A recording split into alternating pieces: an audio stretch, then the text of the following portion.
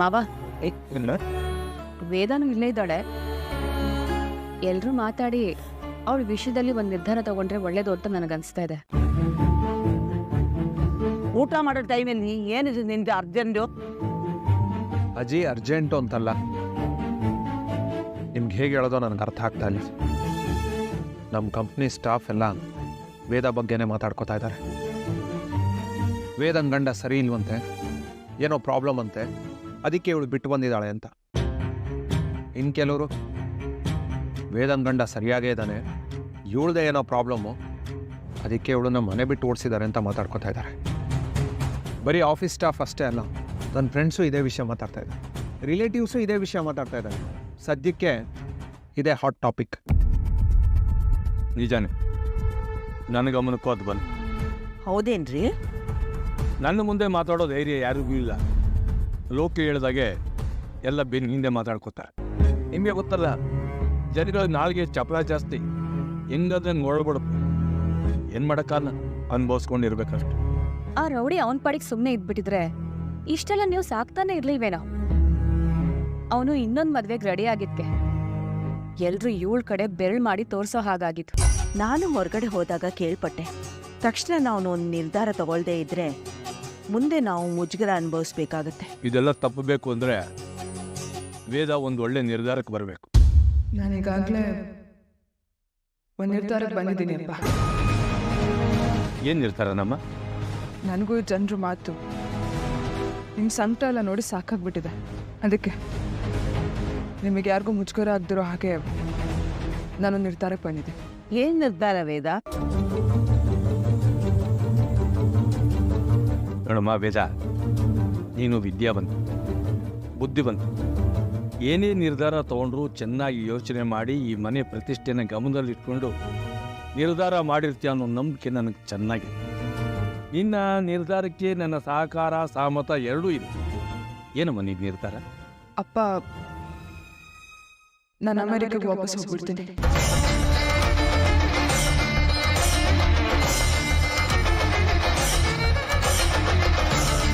ಒಂದು ಮನೇಲಿ ಗಂಡಿನ ಜೀವನ ಹಾಳಾದ್ರೆ ಅದನ್ನು ಯಾರೂ ತೊಟ್ಟಿಶು ಮಾಡಲ್ಲ. ಅದೇ ಒಂದು ಹೆಣ್ಮಗಳ ಜೀವನ ಸ್ವಲ್ಪ ಅಸ್ತವ್ಯಸ್ತ ಆದರೂ ಅವಳನ್ನ, ಅವಳ ಕ್ಯಾರೆಕ್ಟರ್ನ, ಅವಳ ನೆಮ್ಮದಿನ, ಅವಳ ಮನೆಯವ್ರ ನೆಮ್ಮದಿನ ಮೂರ ಬಟ್ಟೆ ಮಾಡಿಬಿಡ್ತಾರೆ. ನನಗೆ ಸೊಸೈಟಿ ಬಗ್ಗೆ ಚೆನ್ನಾಗಿ ಗೊತ್ತಿದೆ ಅಪ್ಪ. ನನಗೆ ತಲೆನೋವೆಲ್ಲ ಬೇಡ.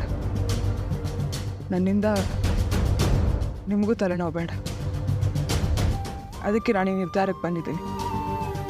ನಾನು ವಾಪಸ್ ಹೊರಟೋಗ್ತೀನಿ. ಮನಸ್ಸಿನ ತುಂಬ ಭಾವನೆಗಳು ತುಂಬಿರೋಬ್ಳು ಹೆಣ್ಮಗಳಪ್ಪ ನಾನು. ದಸರಾ ಗೊಂಬೆ ಅಲ್ಲ. ಈ ಗೊಂಬೆ ಪಕ್ಕ ಇಟ್ಟರೆ ಚೆನ್ನಾಗಿರಲ್ಲ, ಅದಕ್ಕೆ ಈ ಗೊಂಬೆ ಪಕ್ಕ ಇಡೋಣ ಅಂತ ಹೇಳೋದಕ್ಕೆ. ವೇದ, ಅಮ್ಮ, ನನಗೀಗಾಗಲೇ ಮದುವೆ ಆಗಿದೆ. ನನ್ನ ಕುತ್ತಿಗೆಯಲ್ಲಿ ಇನ್ನೂ ತಾಳಿ ಇದೆ ಅಮ್ಮ.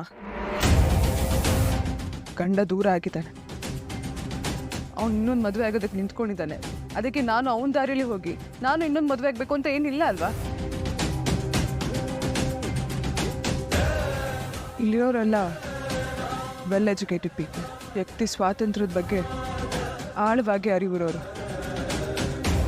ನನ್ನ ಜೀವನನ ನಾನೇ ರೂಪಿಸ್ಕೊಳ್ಳೋ ಸ್ವಾತಂತ್ರ್ಯ ನನಗಿದೆ ಅಂತ ಅಂದ್ಕೊಂಡು ನಾನು ಈ ತೀರ್ಮಾನಕ್ಕೆ ಬಂದಿದ್ದೀನಿ. ನಾನು ಆದಷ್ಟು ಬೇಗ ಅಮೇರಿಕಾಗೆ ವಾಪಸ್ ಹೋಗ್ತೀನಿ.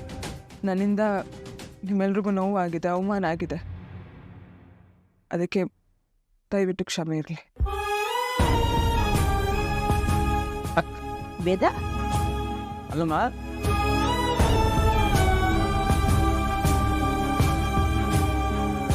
ಮುಗೀತಾ ಮೀಟಿಂಗು? ಆಯ್ತಾ ಶಾಸ್ತಿ? ನೊಂದು ಬಂದಿರೋ ಮಗುನ ಸಮಾಧಾನ ಮಾಡೋಣ. ಸ್ವಲ್ಪ ದಿವಸ ಅವಳನ್ನ ಅವಳ ಪಾಡಿಗೆ ಬಿಟ್ಬಿಡೋಣ ಅನ್ನೋ ಪರಿಜ್ಞಾನ ಇಲ್ಲ ನಿಮಗೆ? ಅವನಿಗೆ ಮದುವೆ ಆಗ್ತಾ ಇದೆ, ಅವನಿಗಿಂತ ನಾವೇನು ಕಡಿಮೆ ಅಂತ ಮದುವೆ ಮಾಡಬೇಕು ಅಂತ ನಿಂತಿದ್ದೀರಲ್ಲ. ಈಗೋ ಫೀಲಿಂಗ್ಸ್ ಬಿಟ್ಟರೆ ಬೇರೆ ಏನು ನಿಮ್ಮ ತಲೆಗೆ ಬರಲ್ಲ ಅಲ್ಲ. ಆ ಮನೆಯಿಂದ ಓಡಿಸಿದ್ರು ಅಂತ ಇಲ್ಲಿಗೆ ಬಂದು ಆಶ್ರಯ ಕೇಳ್ಕೊಂಡ್ರೆ ಇಲ್ಲಿಂದನೂ ಓಡಿಸೋಕ್ಕೆ ಪ್ರಯತ್ನ ಪಡ್ತಿದ್ದೀರಲ್ಲ ನೀವುಗಳು. ಈ ವಯಸ್ಸಲ್ಲಿ ಇದೆಲ್ಲ ಅನುಭವಿಸ್ಬೇಕು ಅಂತ ನನ್ನ ಹಣೆ ಬರಹದಲ್ಲಿ ಬರೆದಿದೆ.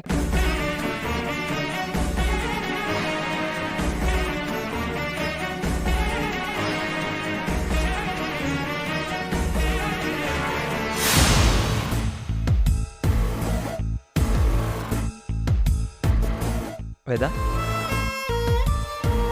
ಸ್ಮೈಲಲ್ಲೇ ಸಾಯಿಸೋ ಸೈಲೆಂಟ್ ಕಿಲ್ಲರ್ ನೀನು. ಯಾಕೆ ಹಾಗೆ ಹೇಳ್ತಿದ್ದೀರಾ? ಮತ್ತೆ ಇನ್ನೇನು ವೇದ, ಮನೆಯವ್ರ ಮುಂದೆ ಎಲ್ಲ ಅಮೆರಿಕಾಗೆ ಹೋಗ್ಬಿಡ್ತೀನಿ ಅಂತ ಜೋಕ್ ಮಾಡ್ತಿಲ್ಲ. ಪಾಪ ಅವರೆಲ್ಲ ಇನ್ನೂ ಶಾಕಲ್ಲೇ ಇದ್ದಾರೆ, ಹೇಗೆ ರಿಯಾಕ್ಟ್ ಮಾಡಬೇಕಂತ ಗೊತ್ತಾಗ್ತಿಲ್ಲ ಅವ್ರಿಗೆ. ಆದರೂ ನೀನು ಈ ಥರ ಎಲ್ಲ ಜೋಕ್ ಮಾಡಬಾರ್ದಾಗಿತ್ತು. ಪ್ರೀತಮ್, ನಾನು ಜೋಕ್ ಮಾಡಲಿಲ್ಲ, ನಾನು ಸೀರಿಯಸ್ ಆಗೇ ಹೇಳಿದ್ದು. ಅಲ್ಲ ಪ್ರೀತಮ್, ನನ್ನ ಲೈಫ್ ಯಾವ ಕಡೆ ಹೋಗ್ತದೆ ಅಂತಲೇ ನನಗೆ ಗೊತ್ತಿಲ್ಲ. ಅಷ್ಟು ಡಿಸ್ಟರ್ಬ್ ಆಗಿದ್ದೀನಿ ನಾನು. ಇಂಥ ಟೈಮಲ್ಲಿ ಪದೇ ಪದೇ ಮದುವೆ ಅಂತ ಜಪ ಮಾಡ್ತಿದ್ರೆ ನನ್ನ ಮನ್ಸು ರೋಸಿಗೆ ಹೋಗಲ್ವಾ? Yes, of course you are 100% right. ಆದರೂ ನೀನು ಅಮೆರಿಕಾಗೆ ಓಡೋಗೋದೇ ಇದಕ್ಕೆ ಪರಿಹಾರನ? ಓಡ್ ಹೋಗೋದಾ? What you mean Pritam? ಮತ್ತು ಇನ್ನೇನು ವೇದ, ಒಂದು ಪ್ರಾಬ್ಲಮ್ ಅಂತ ಬಂದಾಗ ದಮ್ ಕಟ್ಕೊಂಡು ಫೀಲ್ಡಲ್ಲಿ ಎದುರಿಸ್ಬೇಕು, ಹೋರಾಡಬೇಕು. ಅದನ್ನು ಬಿಟ್ಟು ನಾನು ಅಮೆರಿಕಾಗೆ ಹೋಗ್ಬಿಡ್ತೀನಿ ಅಂತಂದರೆ ಅದನ್ನು ಓಡೋಗೋದು ಅಂತ ಹೇಳಿದೆ ಡೇ ಡೆವಿಲ್ ಡಿಸಿಷನ್ ಅಂತಾರ? ಪ್ರೀತಮ್, ನನಗೊಂದು ಕ್ವಶನ್ ಕೇಳಲ್ಲ? ಇವಾಗ ನಾನು ನಿಮ್ಗೊಂದು ವಿಷಯ ಹೇಳ್ತೀನಿ, ಅದು ನಿಮಗೆ ಸ್ವಲ್ಪನೂ ಇಷ್ಟ ಆಗಲಿಲ್ಲ ಅಂದರೆ ಏನು ಮಾಡ್ತೀರಾ? ನೀನು ಹೇಳ್ತಿರೋ ವಿಷಯ ನನಗೆ ಇಷ್ಟ ಇಲ್ಲ ಅಂತ ಹೇಳ್ತೀನಿ. ನಾನು ಒಪ್ಪಲಿಲ್ಲ ಅಂದರೆ? ಒಪ್ಪಲಿಲ್ಲ ಅಂದರೆ ನನ್ನ ಪಾಯಿಂಟ್ ಆಫ್ ವ್ಯೂನ ಹೇಳಿ ಕನ್ವಿನ್ಸ್ ಮಾಡೋದಕ್ಕೆ ಟ್ರೈ ಮಾಡ್ತೀನಿ. ಅವಾಗಲೂ ನಾನು ಒಪ್ಪಲಿಲ್ಲ ಅಂದರೆ? ಅವಾಗಲೂ ಒಪ್ಪಲಿಲ್ಲ ಅಂದರೆ ನಿನ್ನಿಷ್ಟ ಅಂತ ಹೇಳಿಬಿಟ್ಟು ಆ ವಿಷಯನ ಅಲ್ಲೇ ಬಿಟ್ಬಿಡ್ತೀನಿ. ಅದನ್ನೇ ತಾನೇ ನಾನು ಮಾಡ್ತಿರೋದು. ನನ್ನ ಮಾತನ್ನು ತಗೊಂಡು ನನಗೆ ಹೊಡಿತಾಳಲ್ಲಪ್ಪ. ಇವಳೇನಾದರೂ ಲಾಯರ್ ಆಗಿಬಿಟ್ಟಿದ್ರೆ ನಾವೆಲ್ಲ ಹೊಟ್ಟೆ ಮೇಲೆ ಬಟ್ಟೆ ಹಾಕೋಬೇಕಾಗಿತ್ತು. ಪ್ರೀತಮ್, ನಾನು ತಗೊಂಡಿರೋ ನಿರ್ಧಾರ ಸರಿ ತಾನೆ? ಒಬ್ಬ ಫ್ರೆಂಡಾಗಿ ನಿನ್ನ ನಿರ್ಧಾರ ಕರೆಕ್ಟ್ ಅಂತ ಅನಿಸ್ತಿದೆ. ಆದರೆ ಮನೆಯವ್ರ ದೃಷ್ಟಿನಲ್ಲಿ ನೋಡಿದ್ರೆ ಅವ್ರು ಹೇಳ್ತಿರೋದು ಕರೆಕ್ಟ್ ಅನಿಸ್ತಿದೆ. ಅಲ್ಲ ವೇದ, ಕಣ್ಮುಂದೆನ ಮಗಳು ಒಬ್ಬಂಟೆ ಆಗಿರೋದನ್ನು ಯಾವ ತಂದೆ ತಾಯಿ ತಾನೇ ಸಹಿಸ್ಕೋತಾರೆ? ತಾವಿರೋವಾಗಲೇ ಮಗಳಿಗೊಂದು ಸೆಕ್ಯೂರಿಟಿ ಮಾಡ್ಕೊಡ್ಬೇಕು ಅಂದ್ಕೊಳ್ಳೋದ್ರಲ್ಲಿ ಏನು ತಪ್ಪಿದೆ? Secure in what sense Preetham? ಅಲ್ಲ, ಒಬ್ಬ ಗಂಡಿನ ಜೊತೆ ಇದ್ರೇನಾ ಒಬ್ಬ ಹೆಣ್ಣು ಸೆಕ್ಯೂರ್ ಫೀಲ್ ಮಾಡೋದು? ಇಲ್ಲಾಂದ್ರೆ ಬದುಕಕ್ಕೆ ಆಗಲ್ವಾ ಒಂದು ಕೈಲಿ? ಇನ್ನು ನೀವು ಯಾವ ಕಾಲದಲ್ಲಿದ್ದೀರಾ? ಹೇ ಕಮಾನ್ ವೇದ, ಇದು ನನ್ನ ಒಪಿನಿಯನ್ ಅಲ್ಲ, ಅತ್ತೆ ಮಾವನ ಪಾಯಿಂಟ್ ಆಫ್ ವ್ಯೂ ಹೇಳ್ತಿದ್ದೆ ಅಷ್ಟೇ. ಪ್ರೀತಮ್, ನಾನು ನನ್ನ ತಂದೆ ತಾಯಿ ಬಗ್ಗೆ ತುಂಬ ಫೀಲ್ ಮಾಡ್ಕೋತಾ ಇದ್ದೀನಿ. ಕೈ ತುಂಬ ಸಂತೋಷ ಕೊಟ್ಟು ಬೆಳೆಸಿದ್ದಾರೆ ನನ್ನನ್ನು. ನಾನು ಅವ್ರಿಗೆ ಬರೀ ದುಃಖ ಕೊಡ್ತಿದ್ದೀನಲ್ಲ ಅಂತ. ದಿನ ನಾನು ಅವ್ರ ಕಣ್ಮುಂದೆ ಇದ್ದು ನೋವು ಕೊಡೋ ಬದಲು ದೂರ ಹೋಗ್ಬಿಟ್ರೆ ಒಳ್ಳೇದಲ್ವಾ? ಅದಕ್ಕೆ ನಾನು ಅಮೇರಿಕಾಗೆ ವಾಪಸ್ ರಿಟರ್ನ್ ಆಗೋ ಡಿಸಿಷನ್ ತಗೊಂಡಿದ್ದು. I feel sorry for it, but it is inevitable.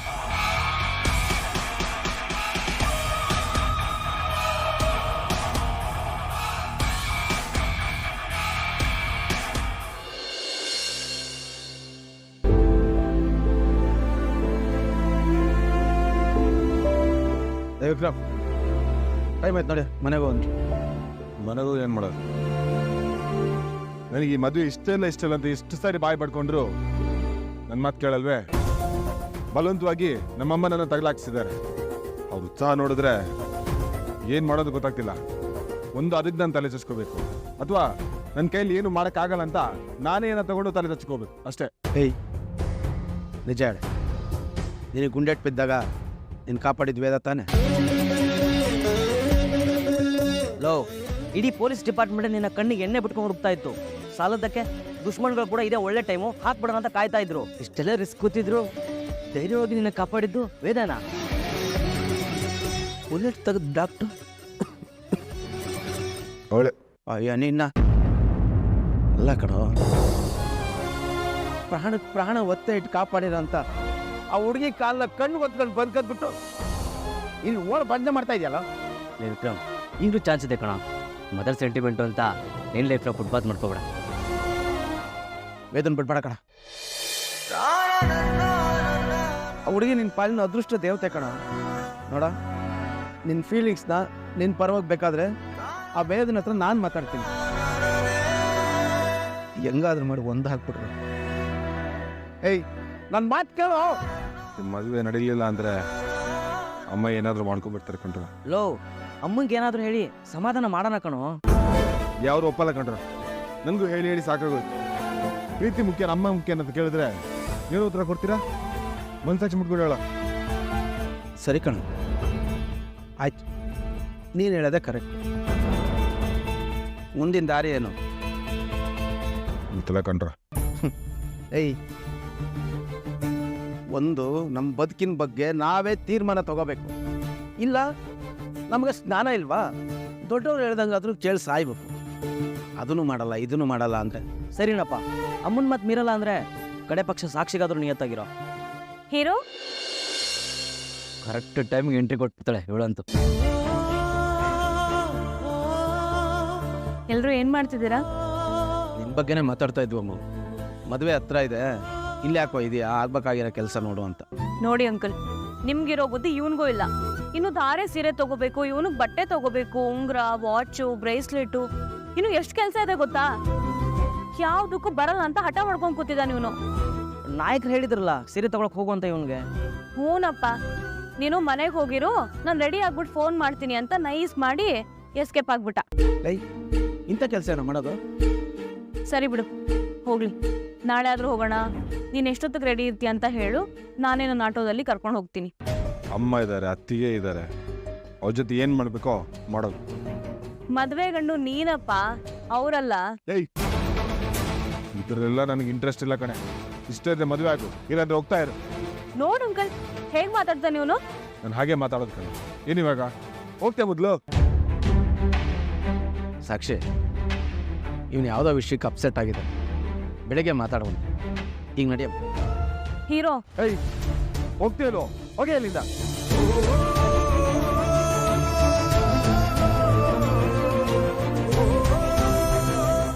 ಏಯ್, ಇನ್ನು ಟೈಮ್ ಇದೆ, ಸರಿಯಾಗಿ ಏನಂತ ತೀರ್ಮಾನ ಮಾಡು.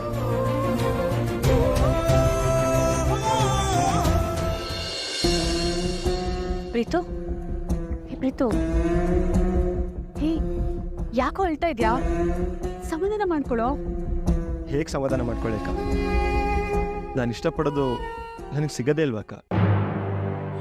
ಜೀವನ ಪೂರ್ತಿ ನಾನು ಸಮಾಧಾನ ಪಡ್ಕೊಂಡೇ ಬದುಕಬೇಕಾ? ಅಕ್ಕ, ನೀನೇ ಹೇಳು, ನಾನು ಯಾವತ್ತಾದರೂ ಯಾರಿಗಾದ್ರು ಬೈದಿದ್ದೀನ, ಯಾರಿಗಾದ್ರೂ ಹೊಡೆದಿದ್ದೀನ, ಅಥವಾ ತೀರಾ ಏರ್ದಲ್ಲಿ ಮಾತಾಡ್ಸಿದ್ದೀನ ಅಂತ ನಾನು ಇವತ್ತು ಕ್ರಿಮಿನಲ್ಸ್ ಜೊತೆ ಸೇರಿಕೊಂಡು ಸ್ಕೀಮ್ ಮೇಲೆ ಸ್ಕೀಮ್ ಹಾಕ್ಕೊಂಡು ಅವ್ರಿಗಿಂತ ದೊಡ್ಡ ಕ್ರಿಮಿನಲ್ಲೇ ಆಗ್ಬಿಟ್ಟಿದ್ದೀನಿ. ಇದಕ್ಕೆಲ್ಲ ಯಾರು ಕಾರಣ ಹೇಳು? ವೇದ ತಾನೆ. ನಾನಿಷ್ಟೆಲ್ಲ ಅವಳಿಗೋಸ್ಕರ ಮಣ್ಣು ಹೊಡ್ತಿರ್ಬೇಕಿದ್ರೆ ಅವಳು ಪುಸುಕ್ಕಂತ ಅಮೆರಿಕಾಗೆ ಹೋಗ್ಬಿಟ್ರೆ ಅದನ್ನ ನೋಡ್ಕೊಂಡು ನಾನು ಚಪ್ಪಾಳೆ ತಡ್ತಾ ನಿಂತಿರ್ಬೇಕಾ? ಬೇರೆ ಇನ್ನೇನ್ ಮಾಡಕ್ಕಾಗತ್ತೆ ಪ್ರೀತು? ನೀನ್ ಮಾಡೋ ಪ್ರಯತ್ನಗಳನ್ನೆಲ್ಲ ಮಾಡಾಗಿದೆ, ಆದ್ರೂ ಅವಳು ಮಾತನ್ನೇ ಕೇಳ್ತಾ ಇಲ್ಲ. ಹಠಮಾರಿ ಅವಳು. ಒಂದ್ಸಲ ಅವಳು ಡಿಸೈಡ್ ಮಾಡಿದ್ರೆ ಮುಗೀತು, ಯಾರ ಮಾತನ್ನು ಕೇಳಲ್ಲ. ಕೇಳ್ದಿದ್ರೆ ಕೇಳೋ ಹಾಗೆ ಮಾಡ್ತೀನಿ. ಅವಳು ಅದು ಹೇಗೆ ಅಮೆರಿಕಾಗೆ ಹೋಗ್ಬಿಡ್ತಾಳೋ ನಾನು ನೋಡೇ ಬಿಡ್ತೀನಿ. ಪ್ರೀತು, ಅವಳನ್ನ ನಮ್ಮಿಂದಲೇ ಬದಲಾಯಿಸಕ್ಕಾಗಲಿಲ್ಲ, ಇನ್ನು ನಿನ್ನಿಂದ ಬದಲಾಯಿಸಕ್ಕಾಗತ್ತಾ? ಅರೆಸ್ಟ್ ಮಾಡಿಸ್ತೀನಿ ಅವಳನ್ನ. ಒಂದ್ಸಲ ಕ್ರಿಮಿನಲ್ ಕೇಸ್ ಬಿತ್ತು ಅಂದರೆ ಯಾವ ದೇಶನೂ ಅವಳಿಗೆ ವೀಸಾ ಕೊಡಲ್ಲ. ದೇಶ ಇರಲಿ, ಪಕ್ಕದ ಜಿಲ್ಲೆಗೂ ಅವಳಿಗೆ ಹೋಗಕ್ಕಾಗಲ್ಲ. ಪ್ರೀತು, ನಿನ್ನ ಕೋಪದಲ್ಲಿ ಎಕ್ಸ್ಟ್ರೀಮ್ ಆಗಿ ಯೋಚನೆ ಮಾಡ್ತಿದ್ಯಾ ಅನಿಸ್ತಾ ಇದೆ. ಇಲ್ಲಕ್ಕ, ನಾನು ಅವಳನ್ನ ಉಳಿಸ್ಕೊಳ್ಳೋದಕ್ಕೋಸ್ಕರ ಹೋರಾಟನೇ ಮಾಡ್ತಾ ಇದ್ದೀನಿ. ಅವಳನ್ನ ಅರೆಸ್ಟ್ ಮಾಡಿಸೋದು ಅದರದ್ದೇ ಒಂದು ಭಾಗ ಅಷ್ಟೆ. ನೋಡ್ತಾ ಇರು, ನಾಳೆನೇ ಅವಳು ಚಿತ್ರದುರ್ಗದ ಸಬ್ ಜೈಲ್ನಲ್ಲಿ ಇರ್ತಾಳೆ.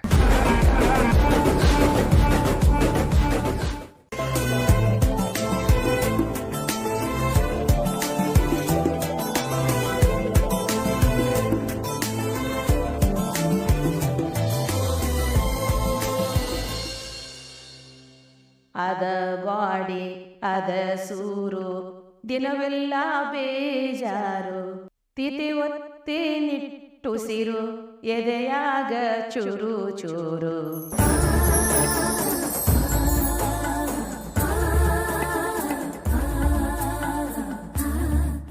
ಸ್ಕ್ಯಾನರ್ ತೋರಿಸು. ಬಂದಾನೇನ ಎದುರು ನಿಂತಾನೇನ. ಪೇ ಆಗಿದೆ.